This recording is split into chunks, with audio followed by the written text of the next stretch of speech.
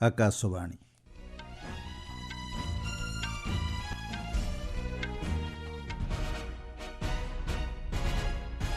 ସମ୍ବାଦ ପଢୁଛନ୍ତି ସତ୍ୟବ୍ରତ ବେହୁରା।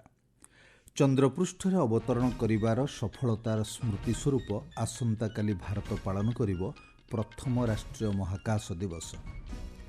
ପୋଲାଣ୍ଡ ପ୍ରଧାନମନ୍ତ୍ରୀଙ୍କ ସହ ଆଜି ପ୍ରତିନିଧି ମଣ୍ଡଳୀ ସ୍ତରୀୟ ଆଲୋଚନା କରିବେ ପ୍ରଧାନମନ୍ତ୍ରୀ ନରେନ୍ଦ୍ର ମୋଦି। କୋଲକାତା ଆର୍ଜିକର ମେଡିକାଲ କଲେଜ ଘଟଣାରେ ପୀଡ଼ିତାଙ୍କ ପରିଚୟ ହଟାଇବା ଲାଗି କେନ୍ଦ୍ର ଆଇଟି ମନ୍ତ୍ରଣାଳୟର ନିର୍ଦ୍ଦେଶ ଏବଂ ପ୍ୟାରିସ୍ ଅଲିମ୍ପିକ୍ସର ବ୍ରୋଞ୍ଜ ପଦକ ବିଜୟୀ ଭାରତୀୟ ହକି ଟିମ୍କୁ ଭବ୍ୟ ସ୍ୱାଗତ।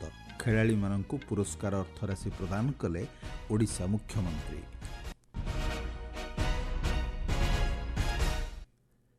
ଭାରତ ଆସନ୍ତାକାଲି ପ୍ରଥମ ରାଷ୍ଟ୍ରୀୟ ମହାକାଶ ଦିବସ ପାଳନ କରିବ। ଗତବର୍ଷ ଅଗଷ୍ଟ 23 ତାରିଖରେ ଭାରତ ଚନ୍ଦ୍ରଯାନ-3 ଅଭିଯାନରେ ବିକ୍ରମ ଲ୍ୟାଣ୍ଡରକୁ ଚନ୍ଦ୍ରପୃଷ୍ଠର ଦକ୍ଷିଣ ମେରୁରେ ଅବତରଣ କରାଇବାରେ ସଫଳତା ହାସଲ କରିଥିଲା।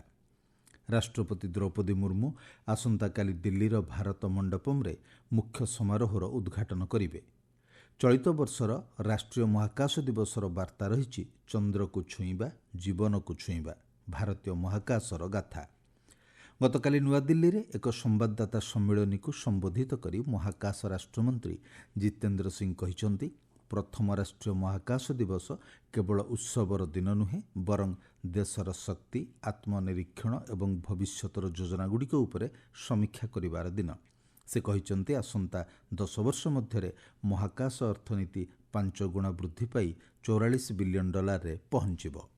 जब से नई अंतरिक्ष नीति लाई गई और प्राइवेट सेक्टर को अंतरिक्ष में भागीदार बनाने का निर्णय लिया गया, उसके उपरांत एक तीव्र गति से अंतरिक्ष के क्षेत्र में हमारी प्रगति हुई है और इसीलिए यह अनुमान लगाया जा रहा है कि आने वाले समय भारत की अर्थव्यवस्था में अंतरिक्ष सेक्टर की एक प्रमुख भूमिका रहने वाली है। हम 5 गुना बढ़ जाएंगे अगले 10 वर्ष में और लगभग $44 बिलियन तक पहुंच जाएंगे। ସୂଚନାଯୋଗ୍ୟ, ଗତବର୍ଷ ଅଗଷ୍ଟ 23 ତାରିଖରେ ଚନ୍ଦ୍ରପୃଷ୍ଠରେ ଚନ୍ଦ୍ରଯାନ ଅବତରଣ କରିବା ପରେ ସେହି ନିର୍ଦ୍ଦିଷ୍ଟ ସ୍ଥାନକୁ ପ୍ରଧାନମନ୍ତ୍ରୀ ନରେନ୍ଦ୍ର ମୋଦି ଶିବଶକ୍ତି ପଏଣ୍ଟ ନାମରେ ନାମିତ କରିଥିଲେ। ଏଥିସହିତ ସେହି ଦିନକୁ ରାଷ୍ଟ୍ରୀୟ ମହାକାଶ ଦିବସ ଭାବେ ପାଳନ କରିବା ନେଇ ସେ ଘୋଷଣା କରିଥିଲେ।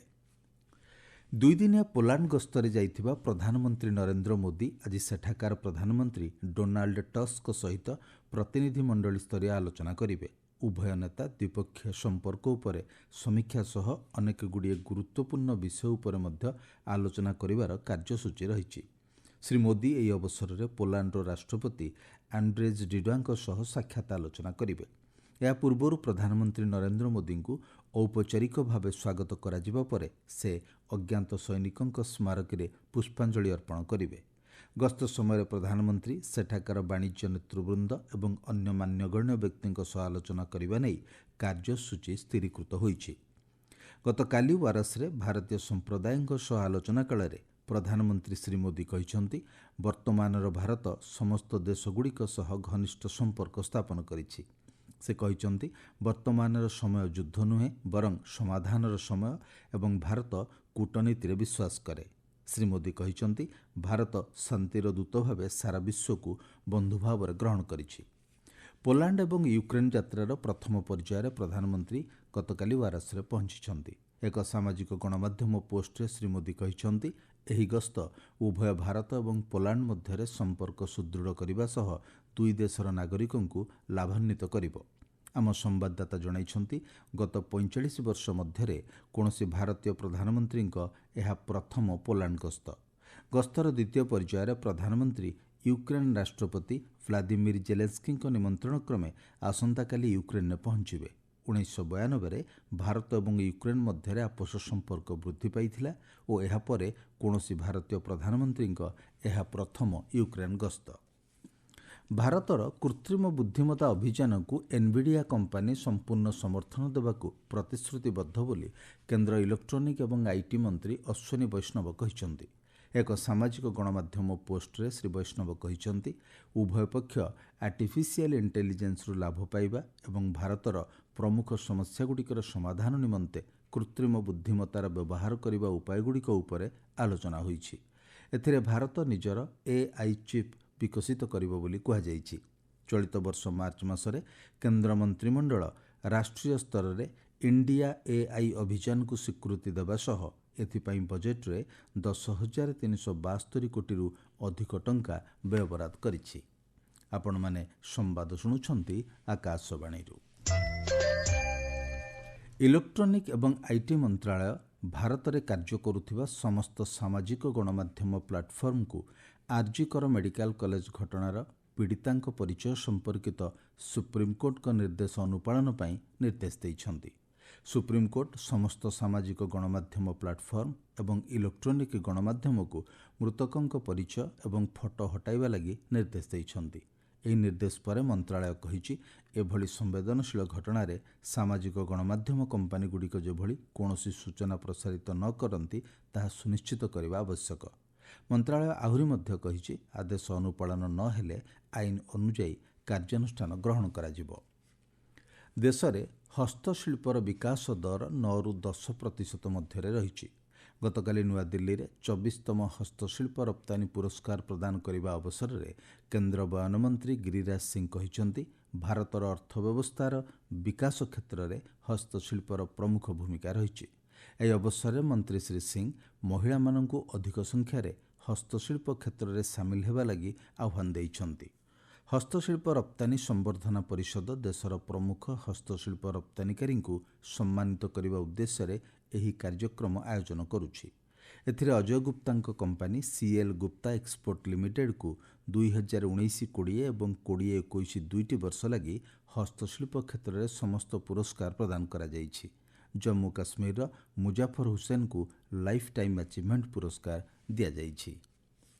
ପ୍ରତିରକ୍ଷା ମନ୍ତ୍ରୀ ରାଜନାଥ ସିଂ ଆସନ୍ତାକାଲିଠାରୁ 4 ଦିନିଆ ଆମେରିକା ଗସ୍ତରେ ଯିବେ। ସେ ତାଙ୍କ ଆମେରିକୀୟ ପ୍ରତିପକ୍ଷଙ୍କ ସହ ଦ୍ୱିପାକ୍ଷିକ ପ୍ରସଙ୍ଗ ନେଇ ଆଲୋଚନା କରିବାର କାର୍ଯ୍ୟକ୍ରମ ରହିଛି।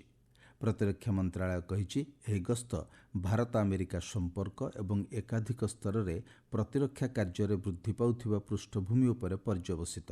ଏହି ଗସ୍ତ ଭାରତ ଆମେରିକାର ବିସ୍ତୃତ ବୈଶ୍ୱିକ ରଣନୈତିକ ଭାଗିଦାରୀକୁ ଆହୁରି ସୁଦୃଢ଼ କରିବ ବୋଲି ଆଶା କରାଯାଉଛି।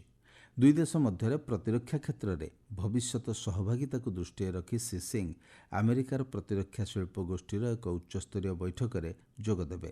ଗସ୍ତ ଅବସରରେ ସେ ସେଠାକାର ଭାରତୀୟ ସମ୍ପ୍ରଦାୟଙ୍କ ସହିତ ଭାବ ବିନିମୟ କରିବେ। ପ୍ୟାରିସ୍ ଅଲିମ୍ପିକ୍ସରେ ବ୍ରୋଞ୍ଜ ପଦକ ହାସଲ କରି ସ୍ୱଦେଶ ପ୍ରତ୍ୟାବର୍ତ୍ତନ କରିଥିବା ଭାରତୀୟ ପୁରୁଷ ହକି ଟିମ୍କୁ ଭୁବନେଶ୍ୱର ବିମାନ ବନ୍ଦରରେ ରାଜ୍ୟ ସରକାର ଏବଂ ପ୍ରଶଂସକମାନେ ଭବ୍ୟ ସ୍ୱାଗତ କରିଛନ୍ତି। ବିମାନ ବନ୍ଦରରେ ରାଜ୍ୟ କ୍ରୀଡ଼ାମନ୍ତ୍ରୀ ସୂର୍ଯ୍ୟବଂଶୀ ସୁରଜ, ପ୍ରମୁଖ ସଚିବ ଭାସ୍କର ଜ୍ୟୋତି ଶର୍ମା, ହକି ଇଣ୍ଡିଆର ଅଧ୍ୟକ୍ଷ ଦିଲ୍ଲୀପ କୁମାର ତିର୍କି ପ୍ରମୁଖ ଭାରତୀୟ ହକି ଦଳକୁ ସ୍ୱାଗତ କରିଥିଲେ। ଭୁବନେଶ୍ୱରରେ ପ୍ରଶଂସକମାନଙ୍କ ଭିଡ଼ ମଧ୍ୟରେ ଖେଳାଳିମାନଙ୍କୁ ଏକ ରାଲିରେ କଳିଙ୍ଗ ଷ୍ଟାଡିୟମ ପର୍ଯ୍ୟନ୍ତ ନିଆଯାଇଥିଲା। ସେଠାରେ ଆୟୋଜିତ ସମାରୋହରେ ହକି ଦଳର ଅଧିନାୟକ ହରମନପ୍ରୀତ ସିଂ ଏବଂ ଷ୍ଟାର ଡିଫେଣ୍ଡର ଅମିତ ରୋହିଦାସ ମୁଖ୍ୟମନ୍ତ୍ରୀ ମୋହନ ଚରଣ ମାଝୀଙ୍କୁ ସେମାନଙ୍କ ସ୍ୱାକ୍ଷର ଥିବା ଜର୍ସି ପ୍ରଦାନ କରିଥିଲେ। ସମାରୋହରେ ଓଡ଼ିଶାର ଖେଳାଳି ଅମିତ ରୋହିଦାସଙ୍କୁ ମୁଖ୍ୟମନ୍ତ୍ରୀ ଏବଂ ଉପମୁଖ୍ୟମନ୍ତ୍ରୀ 4 କୋଟି ଟଙ୍କାର ସ୍ୱତନ୍ତ୍ର ପୁରସ୍କାର ପ୍ରଦାନ କରିଥିଲେ। ଦ ୱାଲ୍ ନାମରେ ପରିଚିତ ଗୋଲକିପର ଶ୍ରୀଜେଶଙ୍କୁ 50 ଲକ୍ଷ ଟଙ୍କା ଏବଂ ଅନ୍ୟ ଖେଳାଳିମାନଙ୍କୁ 15 ଲକ୍ଷ ଟଙ୍କା ଲେଖାଏଁ ନଗଦ ଅର୍ଥରାଶି ପ୍ରଦାନ କରାଯାଇଥିଲା। ପ୍ୟାରିସ୍ ଅଲିମ୍ପିକ୍ସରେ ବ୍ରୋଞ୍ଜ ପଦକ ଜିତିଥିବା ପୂର୍ବତନ ହକି ଗୋଲକିପର PR ଶ୍ରୀଜେଶଙ୍କୁ କେରଳ ସରକାର 2 କୋଟି ଟଙ୍କାର ଅର୍ଥରାଶି ପୁରସ୍କାର ପ୍ରଦାନ କରିବା ଲାଗି ନିଷ୍ପତ୍ତି ନେଇଛନ୍ତି। ଗତକାଲି ମୁଖ୍ୟମନ୍ତ୍ରୀ ପିନାରାଇ ବିଜୟନଙ୍କ ଅଧ୍ୟକ୍ଷତାରେ ଅନୁଷ୍ଠିତ ମନ୍ତ୍ରିମଣ୍ଡଳ ବୈଠକରେ ଏହି ନିଷ୍ପତ୍ତି ନିଆଯାଇଛି। ଏକ ସାମାଜିକ ଗଣମାଧ୍ୟମ ପୋଷ୍ଟରେ କେରଳର ଲୋକସମ୍ପର୍କ ବିଭାଗ ଭାରତୀୟ ହକିର ବରିଷ୍ଠ ଖେଳାଳି PR ଶ୍ରୀଜେଶ ଅଲିମ୍ପିକ୍ସ ପ୍ରତିଯୋଗିତାରେ ଦ୍ୱିତୀୟ ପଦକ ହାସଲ କରି ଭାରତ ଏବଂ କେରଳକୁ ଗୌରବାନ୍ୱିତ କରିଥିବା କହିଛି। ମୁଖ୍ୟ ସମ୍ବାଦ ପୁଣି ଥରେ। ଚନ୍ଦ୍ରପୃଷ୍ଠରେ ଅବତରଣ କରିବାର ସଫଳତାର ସ୍ମୃତି ସ୍ୱରୂପ ଆସନ୍ତାକାଲି ଭାରତ ପାଳନ କରିବ ପ୍ରଥମ ରାଷ୍ଟ୍ରୀୟ ମହାକାଶ ଦିବସ। ପୋଲାଣ୍ଡ ପ୍ରଧାନମନ୍ତ୍ରୀଙ୍କ ସହ ଆଜି ପ୍ରତିନିଧି ମଣ୍ଡଳୀ ସ୍ତରୀୟ ଆଲୋଚନା କରିବେ ପ୍ରଧାନମନ୍ତ୍ରୀ ନରେନ୍ଦ୍ର ମୋଦି। କୋଲକାତା ଆରଜିକର ମେଡିକାଲ କଲେଜ ଘଟଣାରେ ପୀଡ଼ିତାଙ୍କ ପରିଚୟ ହଟାଇବା ଲାଗି କେନ୍ଦ୍ର ଆଇଟି ମନ୍ତ୍ରାଳୟର ନିର୍ଦ୍ଦେଶ ଏବଂ ପ୍ୟାରିସ୍ ଅଲିମ୍ପିକ୍ସର ବ୍ରୋଞ୍ଜ ପଦକ ବିଜୟୀ ଭାରତୀୟ ହକି ଟିମ୍କୁ ଭବ୍ୟ ସ୍ୱାଗତ। ଖେଳାଳିମାନଙ୍କୁ ପୁରସ୍କାର ଅର୍ଥରାଶି ପ୍ରଦାନ କଲେ ଓଡ଼ିଶାର ମୁଖ୍ୟମନ୍ତ୍ରୀ। ସମ୍ବାଦ ଶେଷ ହେଲା। ଅଧିକ ସମ୍ବାଦ ପାଇଁ ଆପଣମାନେ newsonair.gov.in ୱେବସାଇଟ୍ ଏବଂ ନ୍ୟୁଜ୍ ଅନ୍ ଏଆଇଆର୍ ଆପ୍ରେ ଲଗ୍ଇନ୍ କରିପାରିବେ।